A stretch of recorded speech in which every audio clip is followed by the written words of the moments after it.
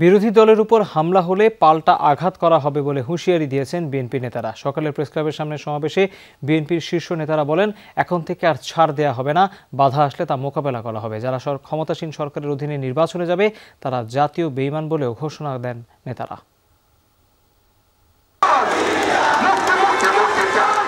সম্প্রতি বিএনপি ও ২০ দলীয় জোটের নেতাদের উপর হামলার প্রতিবাদে প্রেসক্লাবের সামনে পূর্ব নির্ধারিত সমাবেশ করে ঢাকা মহানগর উত্তর ও দক্ষিণ বিএনপি।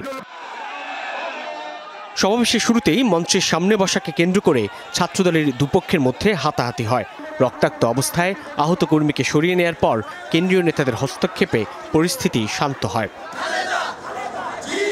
সমাবেশে বিএনপি নেতারা হুঁশিয়ারি দিয়ে বলেন, আর ছাড় দেওয়ার সময় নেই। বিএনপির উপর হামলা বা আঘাতের পাল্টা জবাব দেয়া হবে। প্রতিরোধ শুরু হয়ে গেছে, এখন প্রত্যাঘাত করতে হবে আমাদেরকে। আমাদের কারো উপরে হামলা হবে, কারো উপরে জুলুম হবে, আমরা একযোগে ঝাঁপিয়ে পড়ব, কাউকে বিন্দু মাত্র ছাড় দেওয়া হবে না।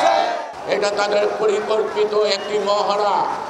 সুতরাং এখন হামলার প্রতিবাদ নয়, হামলা হলে পাল্টা হামলা, আঘাত আসলে পাল্টা আঘাত, যেখানে আঘাত সেখানেই প্রতিরোধ, সেখানেই পাল্টা আঘাত। আর কোনো প্রতিবাদ সভা নয়। এরপর থেকে ওরা প্রতিবাদ সভা করবে, এরপর থেকে ওরা জানাজা করবে, আমরা আর জানাজা করব না। বর্তমান সরকারের অধীনে কোনো নির্বাচন নয় উল্লেখ করে বিএনপি নেতারা বলেন, আতাতের নির্বাচন হতে দেয়া হবে না। আগামী নির্বাচনে কোন তরিকায় পার হবে, নির্বাচনে তো যাচ্ছেন না। কার সাথে খেলবেন? ফেরি করতে যায়, আসন বন্টন করতে চায়, রাস্তায় পেলে ঠ্যাং দুটার জোড়া সুতা ভেঙে দিবেন। এবং এখন দালাল ধরতে হবে। আসন যারা ভাগ করছেন, আমরা আপনাদের পাটা ভাগ করে দেবো, মনে রাখবেন। যারা করতে চান, যারা আসন ভাগ করতে চান, আসন ভাগে নির্বাচন বাংলাদেশে হবে না। কোনো আদাতের নির্বাচন বাংলাদেশে হতে দেওয়া হবে না। নির্বাচন কমিশন আর শেখ হাসিনা একাকার।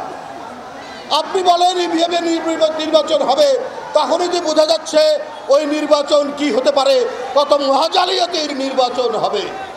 বিএনপি নেতাদের অভিযোগ, সরকার সয়াবিনের দাম বেঁধে দিয়েছে ব্যবসায়ীদের স্বার্থে, দেশের মানুষের নয়, মাথাপিছু আয় বেড়েছে আওয়ামী লীগের। এই নিশিরাতের সরকারকে আমরা আর দেখতে চাই না। সাইফুদ্দিন রবিন, যমুনা নিউজ, ঢাকা।